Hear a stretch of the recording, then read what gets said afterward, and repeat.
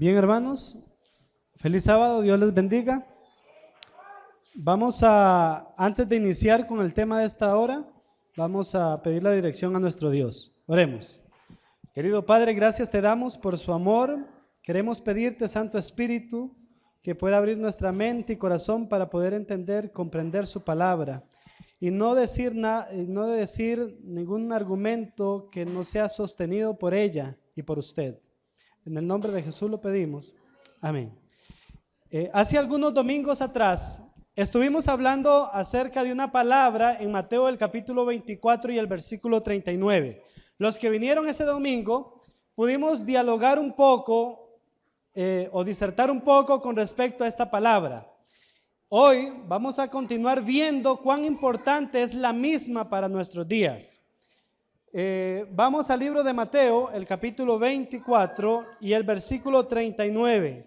Mateo 24 y el versículo 39 nos dice la importancia de esta palabrita. Mateo 24 y el versículo 39 dice: y no entendieron hasta que vino, ¿qué cosa? El diluvio y se los llevó a todos. Así será también la venida del Hijo del Hombre. Y no entendieron. Vamos a mirar esa palabra, no entendieron. La pregunta, decíamos ese domingo, que no entender o no entendieron, lo habíamos hecho de una forma escatológica, es decir, de una manera profética. Utilizamos la palabra conocer en ese momento, en ese domingo, para designar la forma en cómo estas personas no entendían el tiempo en el cual ellos estaban viviendo. Decíamos que ellos no entendieron la oportunidad que Dios le dio en ese momento a esas personas. Pero ahora ya no vamos a mirar esa palabra de una forma escatológica, sino de una forma relacional. No entendieron. La pregunta es, ¿qué fue lo que ellos no entendieron? Porque dice que y no entendieron. Dice, y no entendieron hasta que vino, ¿qué cosa? El diluvio y se los llevó a todos. Así será la venida del Hijo del Hombre. La palabra no entendieron es una palabra interesante, es un verbo muy interesante. Es el verbo ginosco. El verbo ginosco se encuentra en este versículo de una forma relacional. Es decir, no conocieron, no entendieron en el tiempo en el que ellos estaban viviendo. Vamos a mirar la palabra conocer, ginosco. Vamos a mirar en Juan el capítulo 17, Juan 17 y el versículo 3. Juan 17, 3 nos dice qué es conocer. Porque vean qué interesante, la gente antediluviana no entendió. Y por no haber entendido, ¿qué pasó? Vino el diluvio y se fueron con todo el diluvio. Murieron. Ahora es importante porque dice la Biblia de que en los tiempos finales, en la venida de Jesús, antes de la segunda venida de Jesús, la gente, ¿qué va a pasar con la gente? No va a entender también. No va a entender también. Y por eso es importante conocer o entender qué significa esta palabra. En Juan 17, el versículo 3 nos dice, y esta es empero, ¿qué cosa? La vida eterna. ¿Cuál es la vida eterna? Que te conozcan a ti, el único Dios verdadero, ¿y quién más? Y a Jesucristo, a quien has enviado. La palabra conocer es la misma expresión en Mateo 24 y no entendieron. No entender, o el verbo entender, y aquí que te conozcan es la misma expresión, la misma palabra. No conocieron. Ginosco. ¿Saben qué quiere decir ginosco? Ginosco quiere decir, o da a entender, o da la idea de que hay dos personas interactuando, dialogando, hablando. Ginosco o conocer significa que yo estoy conociendo a mi hermana Carolina. Le estoy sabiendo los gustos de ella, lo que a ella le gusta, y ella está conociendo lo que a mí me gusta. Conocer significa tener una constante relación entre yo y la otra persona. Es comprender, es entender, es saber lo que le gusta a esa persona. De esa manera yo estoy conociéndola. De esa manera yo estoy sabiendo los gustos de esa persona. Es como cuando yo conocí a mi esposa y entonces yo para casarme con ella la tuve que conocer sus gustos, conocer el color favorito de ella, conocer la forma de vestir de ella, la forma de hablar de ella. Es decir, todo lo que tiene que ver con ella lo tuve que haber, ¿qué cosa? Conocido. Cuando dice que y los antediluvianos no entendieron, ginosco, no conocieron, fue porque no sé qué, no se relacionaron con la persona, con esa persona. Es decir, no conocieron, no entendieron, no tuvieron una intimidad con la persona. ¿Y quién es esa persona? En Juan 17:3 dice, y esta es empero, ¿qué cosa? La vida eterna, que te conozcan a ti, el único Dios verdadero, y a Jesucristo a quien has enviado. ¿A quién debemos de conocer? A Jesucristo. Para tener ¿qué cosa? La vida eterna. Conocer a Dios, entenderlo a Él. Vean qué dice Juan, el capítulo 3 y el versículo 36 con la palabra ginosco. Estamos viendo la palabra ginosco, conocer, porque es importante. La gente antediluviana no entendió, no conoció, no se relacionó, no intimidó. ¿Con quién? Con el dador de la vida. Y por no tener una intimidad con el dador de la vida, ¿qué pasó cuando vino el diluvio? Se los llevó a todos. Y lo lamentable es que dice la Biblia, y así será, ¿qué cosa? La venida del Hijo del Hombre. Quiere decir que va a haber gente que no va a conocer ¿a quién? A Cristo Jesús. Que no se relacionaron ¿con quién? Con Cristo Jesús. Y por no haberse relacionado con Cristo y por no haber intimidado con Él, se van a perder. Y vean qué interesante, Juan 3 y el versículo 36 dice, el que cree en el Hijo tiene ¿qué cosa? La vida. ¿Qué decía Juan 17:3? Y esta es empero la vida eterna. ¿Cuál es la vida eterna? Que te conozcan a ti. Y aquí dice en Juan 3 que el que tiene al Hijo tiene ¿qué cosa? La vida eterna. Pero el que rehúsa creer en el Hijo, ¿qué cosa tiene? No tiene la vida, sino que la ira de Dios está ¿sobre quién? Sobre él. Interesante, la gente antediluviana no conoció, la gente antediluviana no entendió, la gente antes del diluvio no comprendió que quién era la vida. La gente antediluviana entendía que lo que ellos podían observar, lo que ellos podían mirar, lo que ellos podían palpar, eso para ellos era su Dios. No se relacionaron con Dios. ¿Están entendiendo, hermanos, lo que estoy queriendo dar a decir? O decir, perdón. La gente antediluviana se perdió porque no se relacionó ¿con quién? Con Dios. La gente se empecinó tanto a hacer lo malo que desviaron todos sus afectos morales a la inmoralidad. Despreciaron a Cristo y por despreciar la vida, inmediatamente les vino a ellos ¿qué cosa? La muerte. No conocieron, no entendieron. ¿Es importante conocer o entender a Jesús, sí o no? ¿Es importante relacionarnos con Cristo para tener la vida?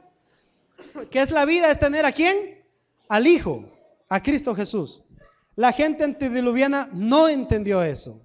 Habían pasado ya 10 generaciones desde el momento en que Adán, Dios le dijo, si comes de ese árbol vas a morir. Y habían pasado 10 generaciones y en la mayor parte de estas generaciones Adán las vivió, porque recuerden que Adán vivió 930 años y en la mayor parte de esas 10 generaciones hasta Noé vivió Adán en todo ese proceso de vida. Y en cada una de ellas Adán vio los resultados de la fatalidad del haber desobedecido a Dios. Adán vio cómo el pecado arruinó toda la creación. Adán notó cómo el pecado deterioró no solo la estatura del hombre, sino que también los años de vida del hombre. Adán notó cómo el pecado vino y degradó la condición moral del hombre, después de que todos los hábitos morales que teníamos en la creación se perdieron con el pecado. Ahora el padre tiene que enseñarle al hijo a ser obediente, cuando antes ya éramos obedientes. Ahora el padre le tiene que enseñar al hijo a no decir malas palabras. ¿Por qué? Porque antes no decíamos malas palabras. Ahora el pecado vino trayendo consecuencias nefastas a la creación. Y por ende, Adán veía cómo el pecado iba degenerando a la humanidad. Tanto así que vio cómo su hijo Caín mató a su hermano Abel, y ahí le pesó en su corazón. Entonces, al ver cómo el pecado iba deteriorando a la humanidad, Dios tuvo que intervenir allí. Los hijos de Set, descendencia de Adán, los hijos de Set, al ver que el pecado estaba contaminando toda la tierra en ese momento, ellos se fueron a las montañas. Se fueron y vivieron en las montañas, aislados de la sociedad de entonces. Una sociedad corrupta, inmoral. Una sociedad empecinada a hacer lo malo delante de los ojos de Dios. Y entonces, parece ser que los hijos de Dios, parece ser no, sino que la Biblia dice que los hijos de Dios de pronto vieron que las hijas de los hombres eran como hermosas, lindas. Y vean lo que dice Génesis, el capítulo 6.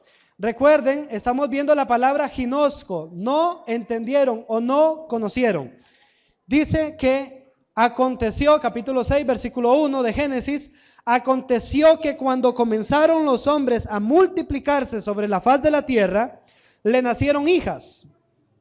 Al ver los hijos de Dios, estos hijos de Dios son los descendientes de Set. Al ver los hijos de Dios que las hijas de los hombres eran hermosas, tomaron para sí, ¿qué cosa? Mujeres, y escogiendo entre todas ellas. Entonces Jehová dijo, ¿qué cosa? No contenderá mi espíritu con el hombre, ¿para cuánto? Para siempre, porque ciertamente él es carne, pero vivirá ¿cuánto tiempo? 120. Ven qué interesante. Dios dice que la unión ilegal entre cristianos y mundanos llevó a la degeneración y a la ruina. Ven qué interesante. Los hijos de Set, los que vivían en la montaña, los que estaban aislados de la sociedad, vieron que las hijas que estaban de Caín, que estaban en las ciudades, eran como hermosas. ¿Y qué hicieron ellos? Se casaron. A veces hay personas que dicen, hay muchachos jóvenes en la iglesia que dicen, no, es que voy a buscarme un mundano o voy a buscarme una mundana y la voy a convertir al cristianismo. Eso es falso. Eso es mentiras. Eso es mentira. ¿Qué dice la Biblia? Que los hijos de Dios vieron que las hijas de los hombres, es decir, las mundanas, eran hermosas, y la unión de ellos dice que provocaron a la ira de Dios. ¿Por qué? Porque dice Dios que ya no contendería su espíritu con la carne, sino que todos los pensamientos, vean lo que dice el versículo 4, dice, y habían ¿qué cosa? Gigantes en la tierra. La palabra gigantes no debería de ir allí. De hecho, que esa palabra gigantes no está en el original. La palabra gigante es nefilim. No habla de gigantes, sino está hablando acerca de la gente, podríamos llamarlos terroristas, violentos. Es decir, cuando dice que habían gigantes en este entonces, no está hablando de estatura, está hablando de que eran terroristas, hombres sanguinarios, hombres perversos. ¿Ok? En aquellos días y también después que llegaron los hijos de Dios a las hijas de los hombres y le engendraron hijos. Estos fueron hombres valientes que desde la antigüedad alcanzaron renombre. Esto es importante. ¿Por qué? Porque recuerdan que, ¿cómo se llamaba el hombre que construyó Babel? Nimrod. Y dice que él construye la torre y le pone el nombre para que sea recordado por las generaciones por su rebeldía, ¿verdad? Por su rebeldía. Nimrod. Cuando dice aquí hombres de renombre, no está hablando hombres como ahorita, ejemplares ante la sociedad. No, está hablando gente rebelde, gente perversa, gente mala que había en ese tiempo. Entonces, dice la Biblia que la gente se volvió perversa. Versículo 5 dice, y vio Jehová que la maldad del hombre era como, poca o mucha, mucha en la tierra, y que todos los designios de los pensamientos de ellos eran de continuo solamente, ¿qué cosa? Entonces, ellos por esa razón no, ¿qué cosa? No entendieron. ¿Por qué? Porque todos los pensamientos, toda su estructura, todo el hombre se había llenado ¿de qué? De violencia y de maldad.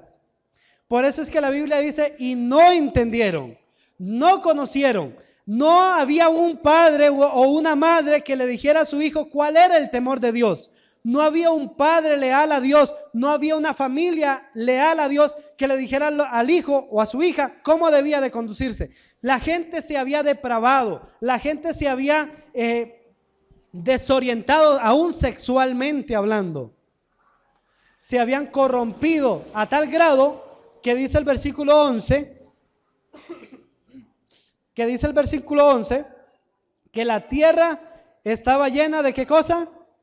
De violencia, y estaba corrompida delante de los ojos de Dios. Y miró Dios la tierra y vio que estaba corrompida, porque toda carne se había corrompido de su camino sobre la faz de la tierra. Entonces, ¿cómo estaba la gente de ese momento, de ese tiempo?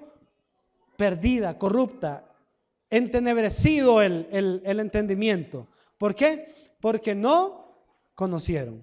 Vean qué interesante Romanos, cómo recalca a esta generación. Romanos el capítulo 1 y el versículo 21. Romanos el capítulo 1 y el versículo 21 nos dicen cómo era esta gente antediluviana, cuáles eran las características, los perfiles, la conducta de estas personas. Dice Romanos el capítulo 1 y el versículo 21 en adelante, y que habiendo conocido a Dios, escuchen esto, habiendo conocido a Dios, no lo glorificaron como a Dios y no le dieron gracias, al contrario, se envenecieron sus razonamientos y su necio corazón fue entenebrecido. Versículo 22, pretendieron ser sabios y se hicieron como necios y cambiaron la gloria del Dios incorruptible por imágenes de hombres corruptibles, de aves, de cuadrúpedos y de reptiles, por los cuales también los entregó Dios a inmundicias. Escuchen cómo era la conducta. En los apetitos de sus corazones, de modo que deshonraron entre sí sus propios ¿qué? Cuerpos. ¿Cómo lo deshonraron sus propios cuerpos? Acostándose hombres con hombres, mujeres con mujeres. Pregunta, ¿no está pasando ahorita en nuestra sociedad eso? ¿Es palpable? ¿Cómo en nuestro país, que muchas veces levantó el estandarte de la familia, ahora se ha corrompido tanto levantando la bandera gay en la casa presidencial? ¿Cómo es posible que no solo en nuestro país, Costa Rica, sino en todas las partes, en muchas partes del mundo, se apruebe el matrimonio homosexual? Es inconcebible. Dice que aquí se corrompieron tanto que Dios los entregó a sus deseos pasionales. Y dice el versículo 24, por lo cual,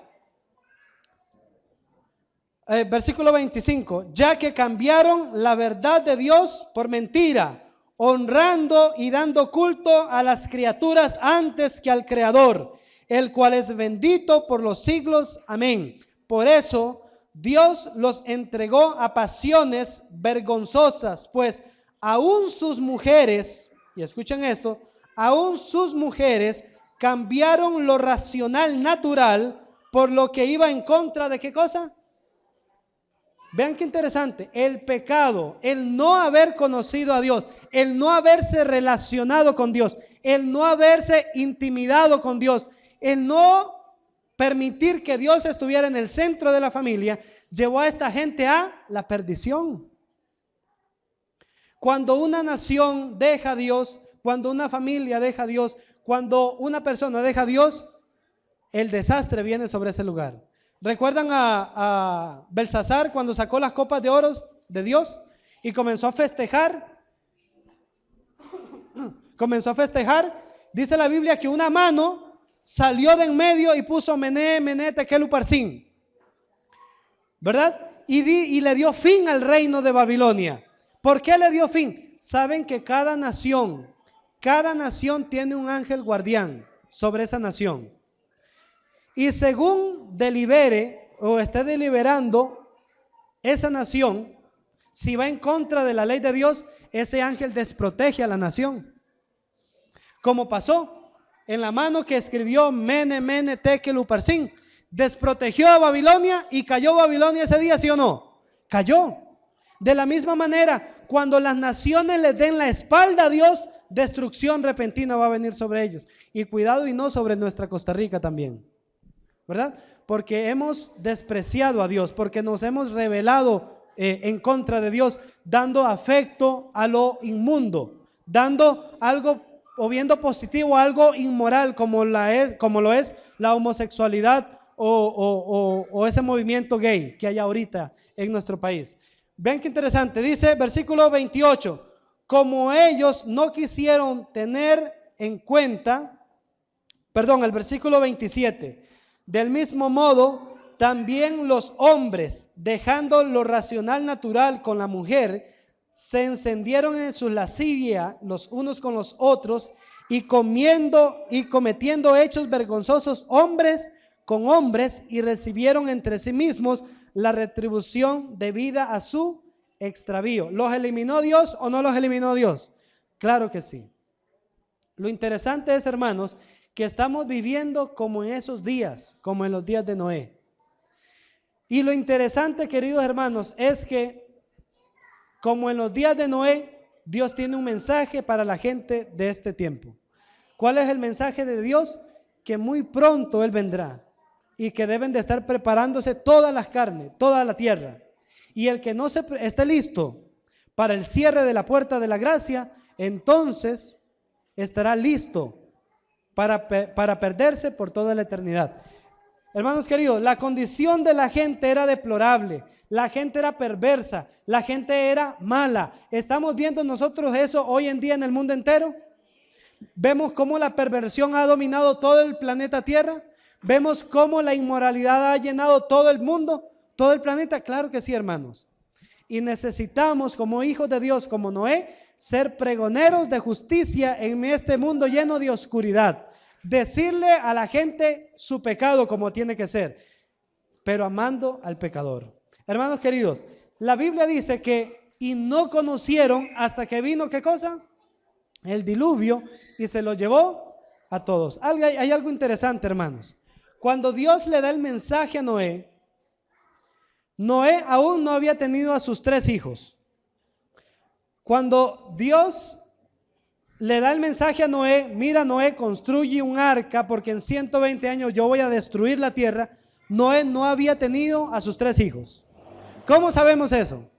Porque en Génesis, el capítulo 6, vamos a Génesis, el capítulo 6, el versículo 32, nos dice que Noé tenía 500 años cuando le nacieron Sem, Cam y Jafet. 5:32. Dice que Noé tenía 500 años cuando le nacieron Sem, Cam y Jafet. Lo interesante es que cuando cae el diluvio, dice que el diluvio cae en el año 600 de la vida de Noé.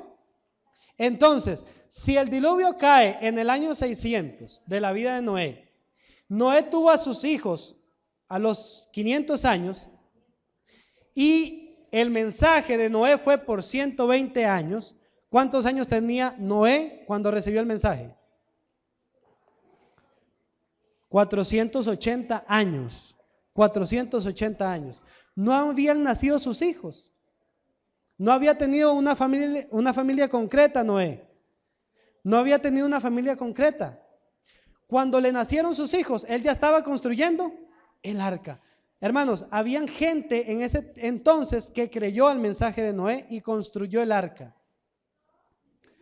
Porque Noé solito no podía construir semejante barco, ¿verdad? tuvo que tener ayuda de los demás.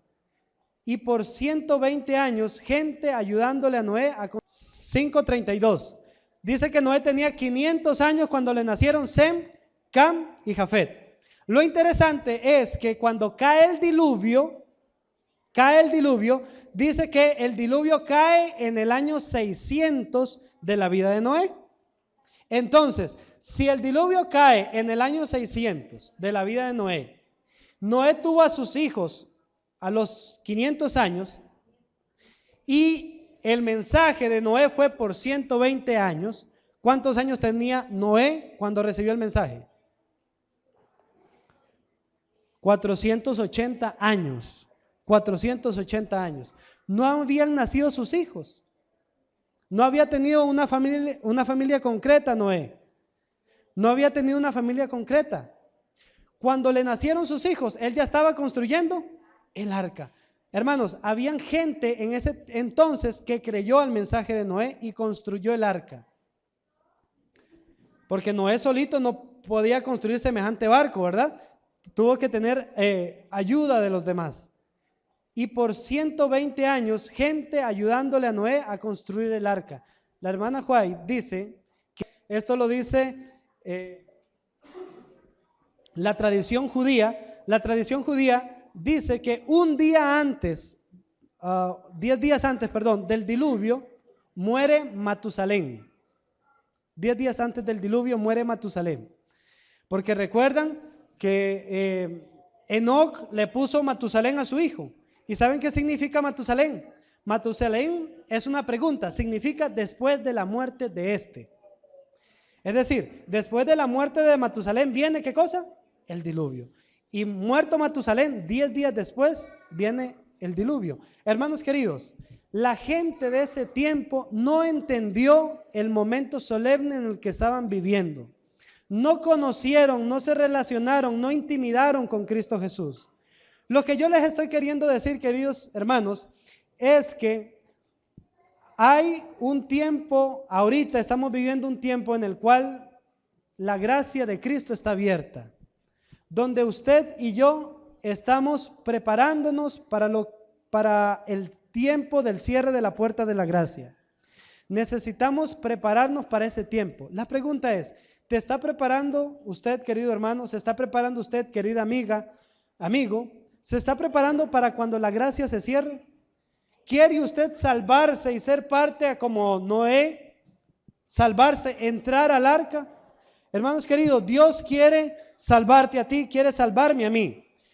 Segunda de Pedro, el capítulo 2 y el versículo 5 nos dice lo siguiente: y si no perdonó al mundo antiguo, sino que guardó a Noé, pregonero de justicia, con otras 7 personas trayendo el diluvio sobre el mundo impío. Y primera de Pedro 3:20 dice: los que en otro tiempo desobedecieron cuando una vez esperaban la paciencia de Dios en los días de Noé, mientras se preparaba el arca, en la cual pocas personas, es a saber 8, fueron salvadas por las aguas. Hermanos queridos, Dios quiere salvarte a ti y a tu familia. Dios quiere salvarte a ti y a tus hijos. Dios quiere salvarte a ti y a todas las personas, primos, parientes, a todo el mundo.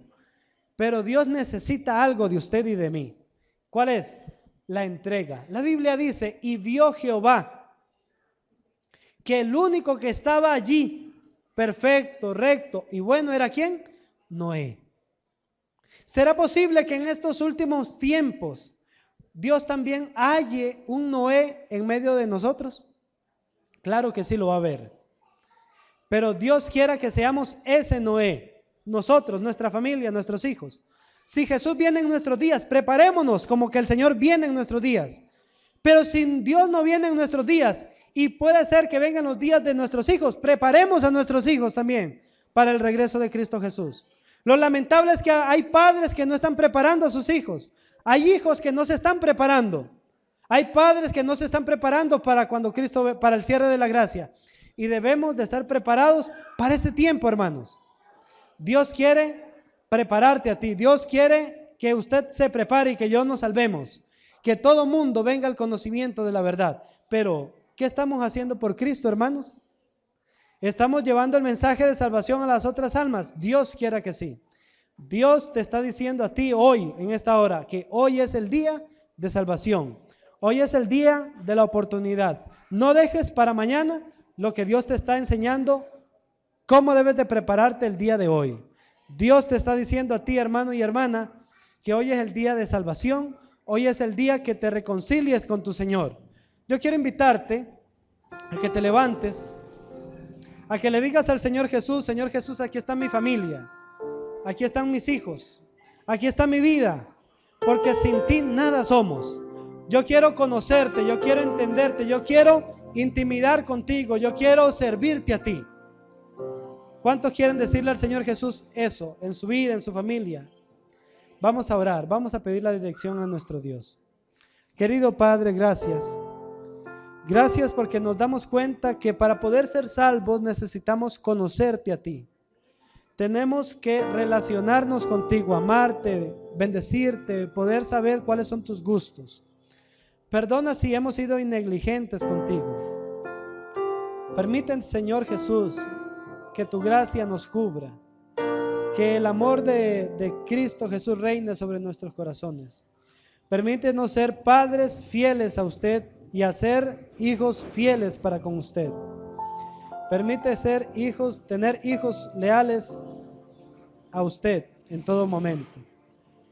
Y cuando vengas en gloria, Señor, podamos ir contigo a la patria celestial. Danos de tu gracia y de tu Santo Espíritu día a día para que nos dé las fuerzas para poder vencer las tentaciones del enemigo. En el nombre de Jesús lo pedimos. Amén y amén. Que el Señor les bendiga. Vamos a quedarnos así como estamos, sí, de pie. Vamos a tener el último.